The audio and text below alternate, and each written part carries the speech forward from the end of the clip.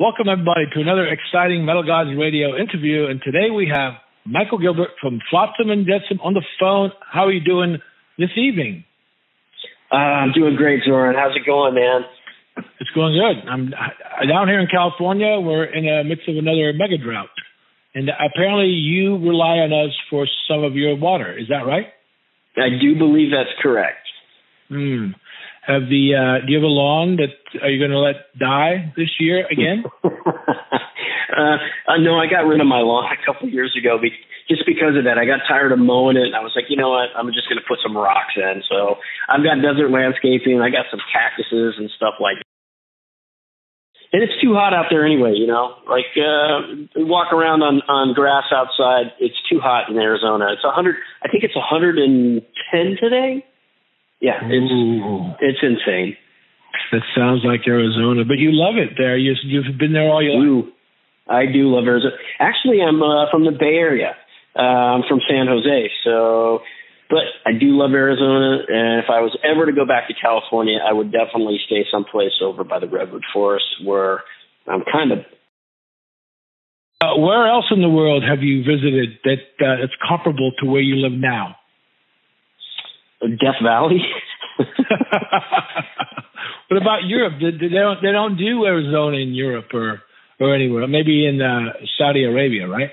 You know, I think the most comparable place that I've been to has been Greece. That's close to Arizona. The weather is really a lot like it, but they have beaches there, which we don't have any. No, you don't. Now, you have a new album. It's called Blood in the Water. Is that right? Yes.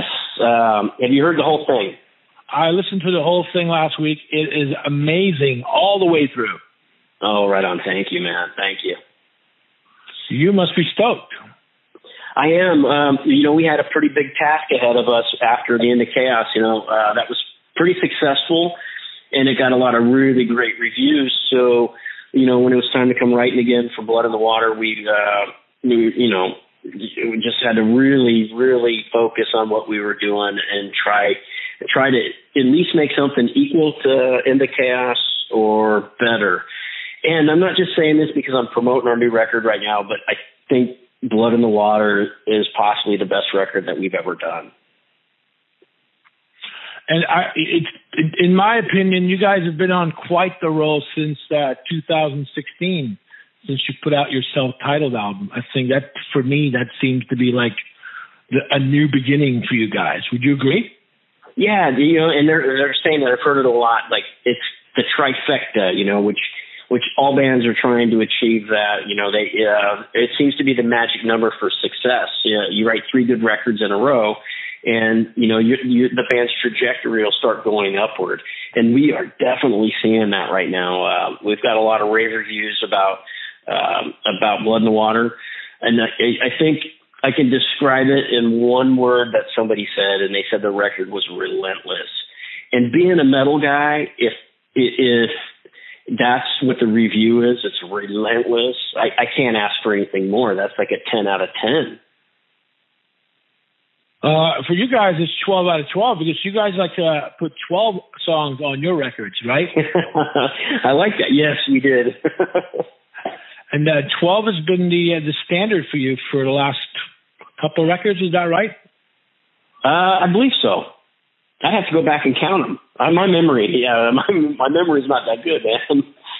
Yeah, of course. I think Dreams of Death was at 9, and maybe after that is when, because you know it has to end, right? It has to be a final number. You know, that's you're right about that. That's what we have done. The last 3 have been 12. Yeah, it's good observation. Nice rounded numbers. It's almost like the Demon has returned. That looks like fun. Playing with the Demon. Yeah, you know, so he was gone for a while, and we don't know where he went. He was obviously maybe swimming the depths of the ocean, and he's made his comeback. The last record, The End of Chaos, and he was destructive, and he's destructive again on this one. He's ready to pounce. He's destroyed some stuff. If you look at the background of the picture, you know, we brought him back because we were getting a lot of people saying, "What happened to Flotzilla? What happened to Flotzilla?" And he's just a fun creature, a fun mascot, but he's he needs anger management, man. Definitely needs anger. Don't we all at some point? Yeah. Was there a defining moment in your life that set you on a course to becoming a guitar player? Yes. I want to say Kiss Alive.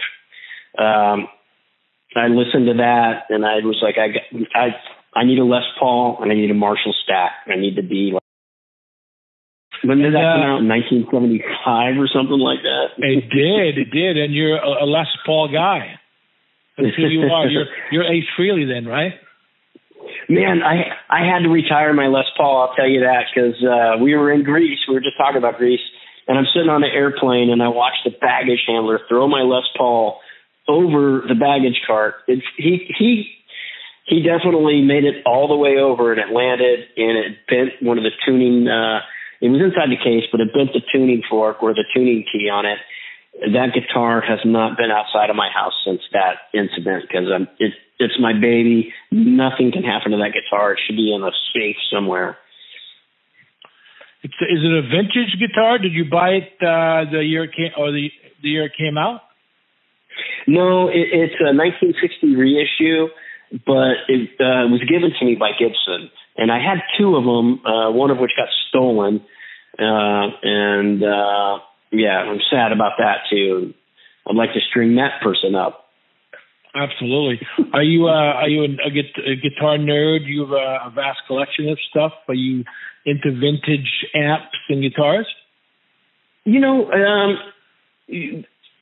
not as much as I used to be. I mean, I used to be into that, but now I use a Kemper, and I've been playing through ESP guitars, the LTDs, and that's working great for me. And with the Kemper amplification, and that's my sound and my style now.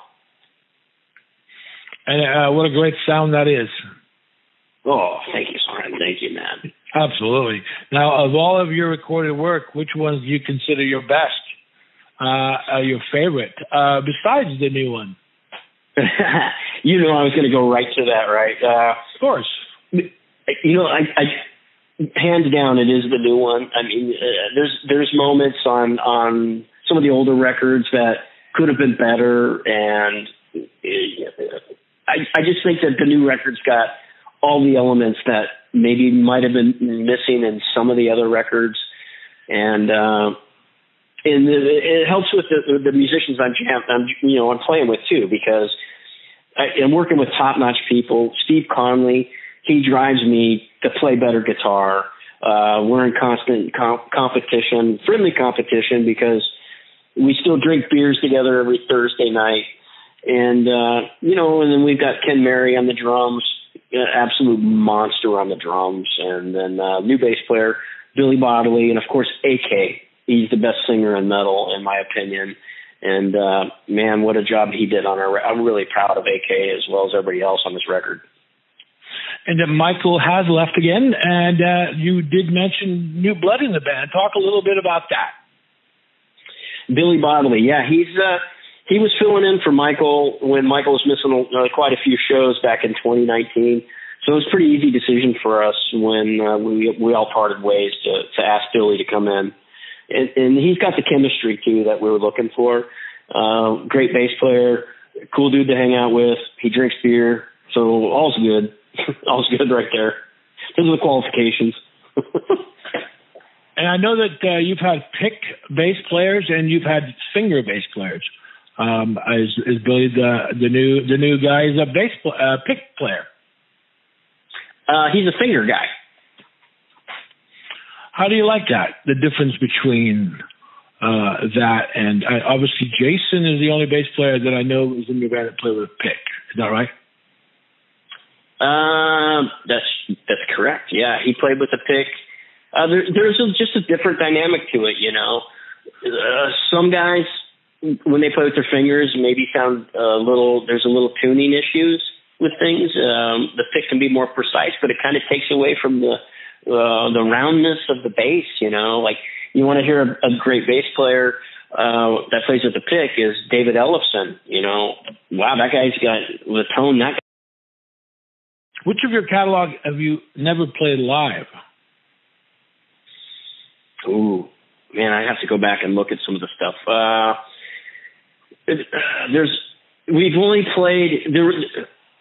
We've played pretty much everything. Some of the songs that we've only played once were on the Doomsday record, like the actual song Flotzilla. We've only played once live ever, and that's really about it. I think we try to play as much as we can of our catalog when we can. And how do you explain your longevity, and what drives your creativity? Well, the longevity, I'm very thankful, and I know the rest of the guys are too, to still be relevant at this point, in our careers. But there's a hunger and a drive that's in all of us right now. When I talk about the chemistry of the band, that's part of it. We're all hungry for the same thing. We have the same vision. So I think that's what's driving us to just write the best music that we can possibly be writing right now.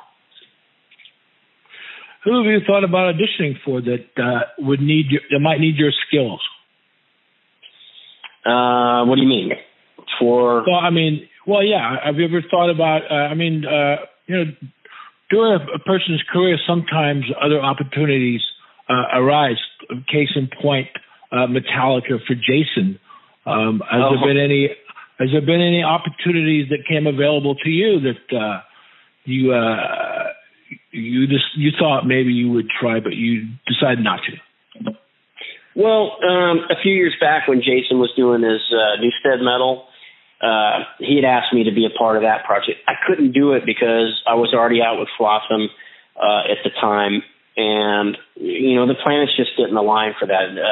Newstead and I have always had a lot of really good chemistry writing together, and I was sorry that I missed that opportunity to do that with him, but it is what it is. The planets weren't aligned at that time, but right now there's not another band on the planet that I even think about jamming with other than these guys. With over 30 years in the music business, can you believe it? 30 years. Is that right? It's like 34 or something like that. Yeah, we just had our 35th anniversary. Yeah. So, congratulations. Yeah. Thank you. Like I said, it's nice to stay relevant, What have been the high points, and what have been some of the low points for you? Wacken is always a high point. You play shows like, these big festivals over in Europe, Hellfest or Wacken. They're like the Super Bowl of metal events, so you get to travel over there, see a different part of the world and do that. It's pretty unbelievable. And, we all say the same thing when we're on the airplane. We're all talking to each other going, man, we get to go do this again. How freaking cool is that? And, that's definitely some of the highlights. Some of the low points are like bus breaking down, just stuff that happens on a daily basis. We had a bus catch on fire not too long ago. That's always a fun time, But and then there's sorry. Go ahead. Then there was like when metal kind of went away, like in the mid '90s, where it was just not cool to play in a metal band. That was a low point for every metal band. So, what would you say is the best tour that you've been on? Overkill, Destruction in Europe 2 years ago. And what has been some of your most challenging tours? Challenging tours. We've toured in like the northern parts of the United States and Canada during the winter time. I remember Buffalo, it being like 15 degrees below zero. That sucked. I was crying and my tears were freezing on my face.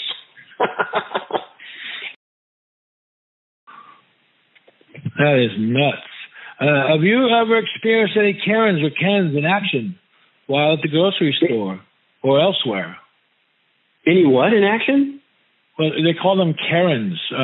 Women there just freak out at the supermarket, or even Kens for that matter. They just lose it. No, I'm not super people friendly at the supermarket. I try to stay away from everybody because I get irritated. Imagine that. A metal guy that writes super angry music that's a little bit irritated. Yeah, I'm a little aggro at the way people act right now with the pandemic and stuff like that. So I just try to stay away from people because everybody's losing their mind right now. You know, being out. There's not a lot of people thinking with just they're not being smart about what they're doing. So. Yeah, I agree with that. And you're working with Jacob Hansen again. Is that right? Yes, he is the mix master god of speed and power metal for sure. He's an artist. He's a true artist at what he does for sure. And I noticed you have over 500,000 views on The Burn Sky on YouTube and 250,000 on Brace for Impact. Those numbers are quite mind-blowing, right? Yeah, I mean, we didn't really expect that from the get-go, but, you know, I don't even know what to say. It goes back to relentless. You know, when people hear that the record is relentless, I think it sparks a lot of interest, and they go listen to it, and they've been writing good reviews after that still. So, yeah, I'm super stoked about it. I know the rest of the guys are too, to see that. You go on YouTube and see 500,000 views. That's pretty cool. Some people are saying that since music became digital and so easily accessible, that it's lost its monetary value. Does that sound right? Yeah, probably. You know, there's a lot of platforms that are giving music away and not paying the artists or their, the publishing on it. And you know, it's not really fair to the artists. I mean, I can't really bitch and complain too much about it because at that point it becomes a good press. You know what I mean? It's good promotions and stuff like that for us.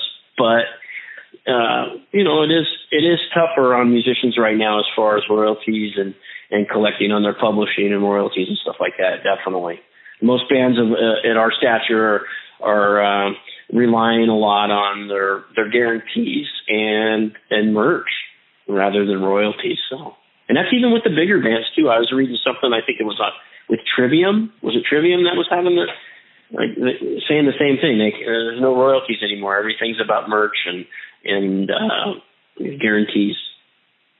I think I was reading the singer from that band was talking about how he actually is making a little bit of a living on Twitch. I think it's Twitch TV or something like. He's on that channel and he does daily stuff on there, and he gets a little bit of a decent income from that. So there's other avenues for income other than what, you know, the music itself, right? Yeah, I guess I haven't dove too much into that Twitch thing. I don't know a whole lot about it, but I'm gonna look it up as soon as we're done for sure. Do that. Well, thank you, Michael, so much for your time, and we look forward to seeing you once you get back on tour. Dude, thank you, man. Zorn, it's nice to talk to you as always, man. And yeah, I'll be talking to you when next time we're in Sacramento, I guess, right? Of course, absolutely. All right. Well, cool, dude. Thank you, man. Thank you so much for listening to me rant and rave and talking some blood in the water stuff. So I really appreciate it.